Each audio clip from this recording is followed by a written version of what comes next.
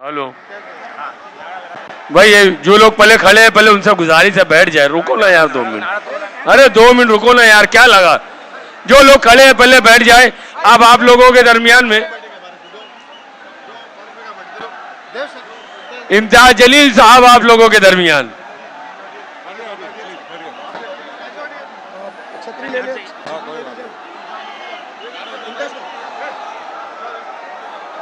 छतरी ले लेता हूँ ना भाई।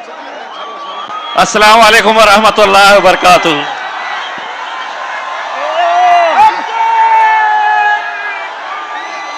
अगर हमारी आवाम पानी में भीगकर यहाँ पर इतने घंटों से बैठी है तो हमारा भी फर्ज है कि हम आपके साथ वैसे ही खड़े रहे। हमारे लिए अल्हम्दुलिल्लाह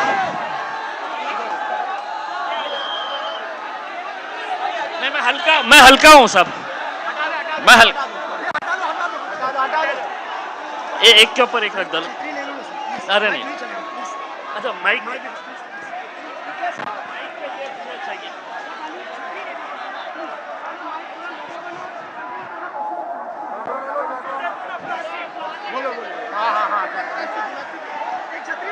मैं शायद जिंदगी में ये मंजर कभी भूल नहीं सकता कि मेरी माएँ और बहनें भी बारिश के अंदर पानी में इस तरीके से बैठी हुई है। हम न जाने कितने जलसे हम करें, लेकिन ये मंजर मैं जिंदगी में कभी नहीं भूल सकूंगा कि इतनी बुजुर्ग, छोटे छोटे बच्चे और नौजवानों का जोश। अल्हम्दुलिल्लाह मेरे भाइयों, यही वो मोहब्बत है जो आज हमें ताकत दिलाती है। यही आप लोगों का जोश है, जज्बा है, जिसने आज महाराष्ट्र के अंदर ही नहीं पूरे हिंदुस्तान के मुसलमानों के अंदर एक नई ताकत, एक नई उमंग और एक नई पहचान दी है। और वो पहचान ये है कि चाहे कितनी भी ताकतें तुम लगा ले, हम किसी से डरने वालों में से नहीं है। उसमें आपने देखा है, मेरे लिए दिक्कत यह है कि ये मीडिया वालों की परेशानी यह है कि 23 तारीख के दिन जब हम आए थे यहां पर इतना बड़ा काफिला लेकर, तो एक चैनल वाले ने ये बताया था कि ये पाकिस्तान नहीं है, ये बांग्लादेश नहीं है, ये मुंबई है। पाकिस्तान तुम जाओ, बांग्लादेश तुम जाओ, ये भारत देश हमारा है। जितना तुम्हारा है उतना हमारा है। ये जमीन किसी के बाप की जागीर नहीं है। हुकूमतें आएगी, हुकूमतें जाएगी, लेकिन एक बात हम दोबारा, ये रिकॉर्ड कर रही है, एक बार हुकूमत को दोबारा कह रहे हैं, हमारे सब्र का इम्तिहान मत लो। हम हर चीज बर्दाश्त कर सकते हैं। हमारे नबी करीम सल्लल्लाहु अलैहि वसल्लम के खिलाफ गुस्ताखी किसी सूरत में बर्दाश्त नहीं की जाएगी। अभी तो सिर्फ एक झलक दिखाए थे, और अगर इसके बाद भी तुम अपने रवैये के ऊपर अड़े हैं तो चलिए हम भी तैयार हैं। कितना तुम क्या क्या करने वाले हैं। महज पुलिस की मदद लेकर हमें रोका जा रहा था। मुझसे कहा गया कि नहीं, तुम निकाल नहीं सकते हैं, रैली निकाल नहीं सकते हैं, तुम्हें परमिशन नहीं दी गई है। मैं बोला, ए सुन, मैंने मांगा नहीं तुझसे परमिशन, मैं निकल रहा हूं। और हुकूमत की आंखों में आंखें डालकर मैंने ये कहा कि पहले तो मैंने जब ऐलान किया कि 23 तारीख को मुंबई चलना है, तो उस वक्त मैंने ऐलान किया था कि महाराष्ट्र के इतिहास में इतनी बड़ी रैली देखी नहीं गई होगी।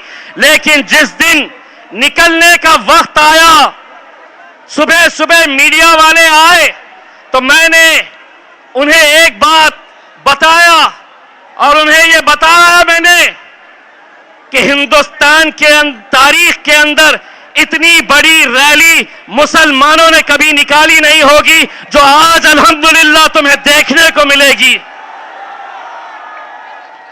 यकीन मानिए मेरा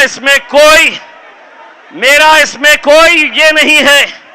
मैंने सिर्फ अपने हुजूर की मोहब्बत में, अपने नबी की मोहब्बत में मैंने सिर्फ आवाज लगाई और अल्हम्दुलिल्लाह काफिला बढ़ता गया और ऐसा बढ़ा कि पुलिस वाले मुझसे खुद पूछ रहे थे इतने आए कहां से।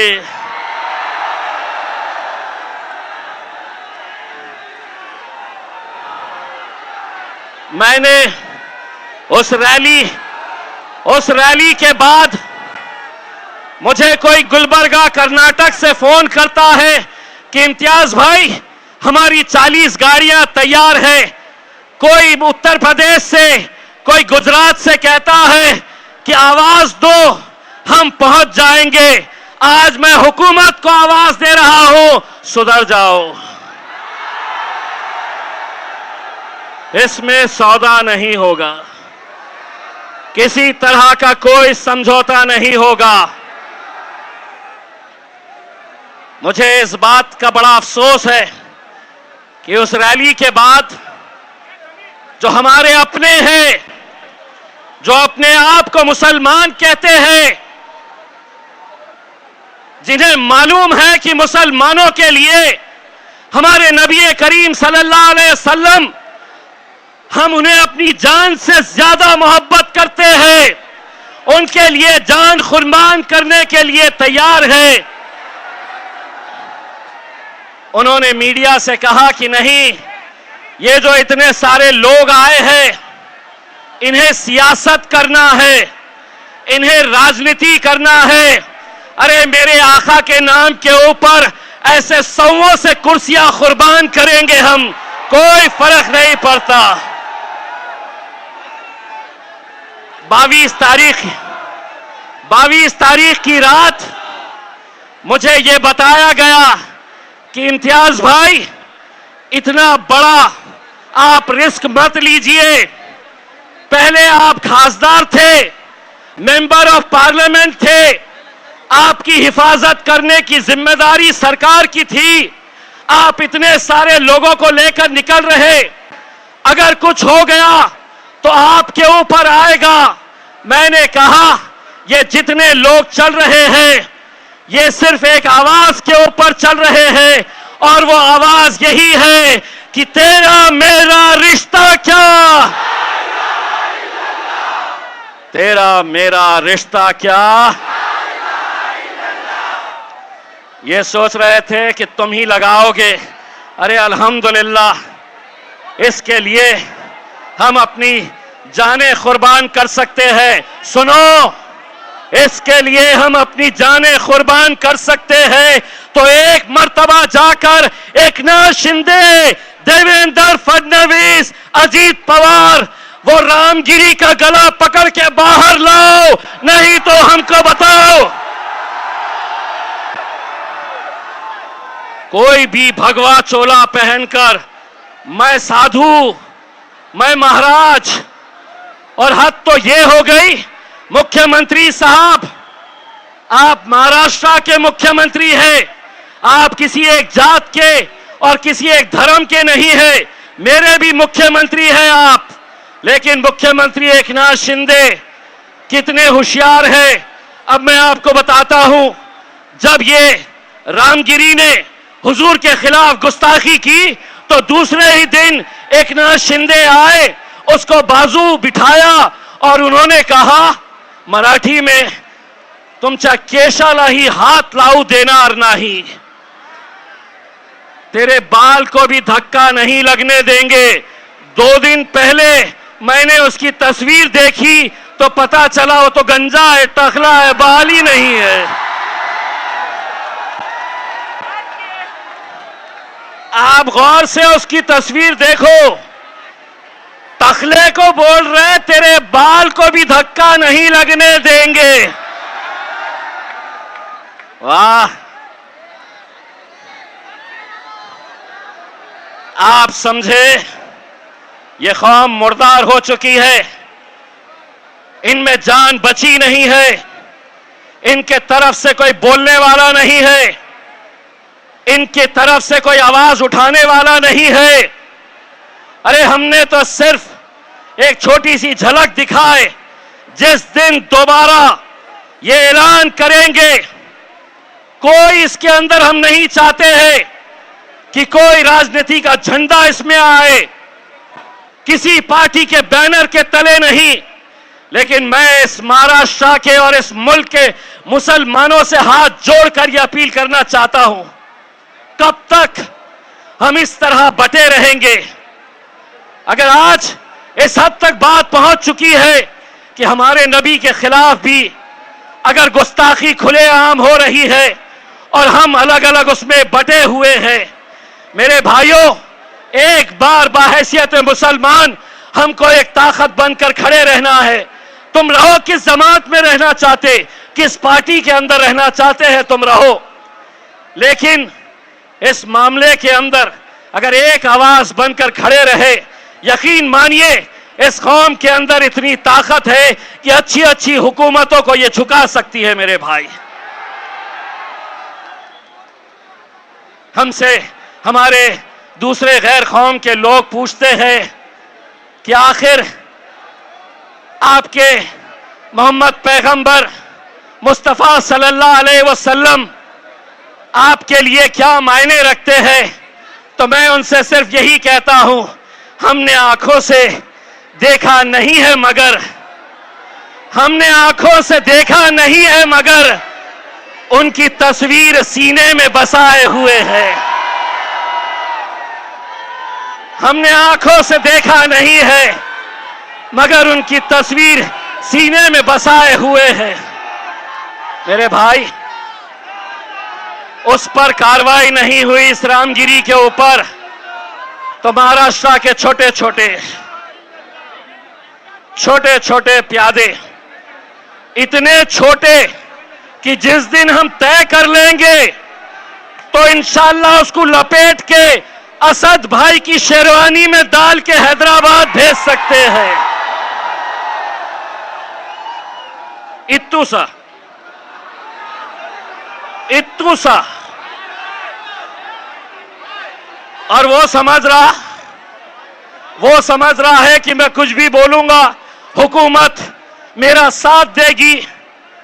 अरे खुद अकेले घूमता नहीं है, 6-6 गाड़ियां लेकर, बाउंसर्स और पुलिस वाले लेकर, अगर सही मर्द का बच्चा है तो इस इलाके में अकेले बुलेट के ऊपर आके बता, सड़क चलते लड़के तेरे को टप्पू कैसा मारेंगे। वरना आज मेरे शहर औरंगाबाद में आकर देख, इम्तियाज जलील आज भी अकेले बुलेट के ऊपर घूमता है, किसी माइकल आल में हिम्मत नहीं है कोई रोक सके। मस्जिद में घुस के बोले मुसलमानों को चुन चुन के मारेंगे। आपा हटा दो, सब हटा दिए, ये हटा दीजिएगा पीछे, ओ आपा और पीछे।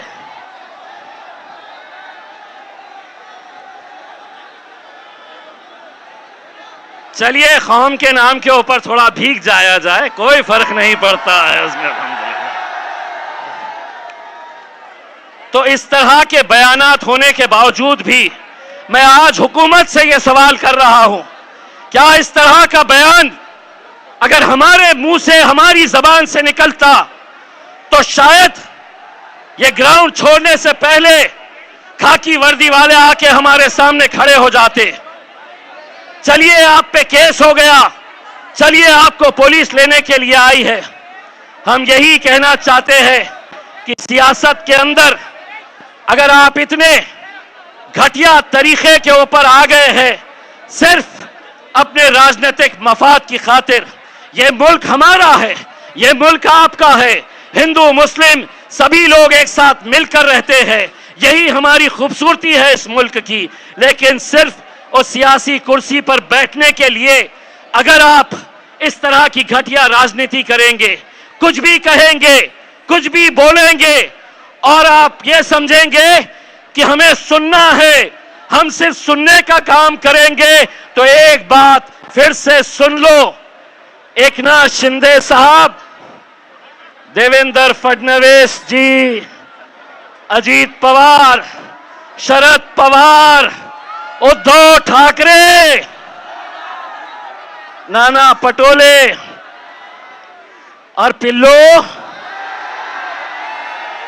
तू भी सुन ले, पिछले 76 सालों से तुम लोग बोलते आए थे और हम सुनने का काम करते थे। अब मजलिस आई है, अब हम बोलेंगे और तुम्हारे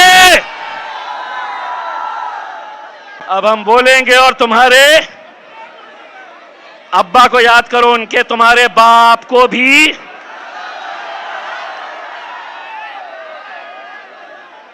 अब हम बोलेंगे और अबे सुनाओ उनको। मेरे भाई, मुझे इतना फख्र है,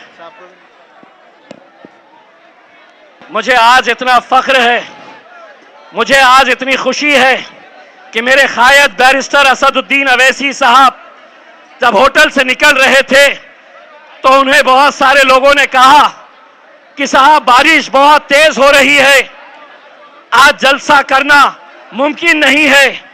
असद साहब ने पूछा कि वहां पे अगर 5 लोग भी होंगे, 5, तो मैं जाऊंगा, आंधी आए तूफान आए, मैं मेरी आवाम से बात करूंगा।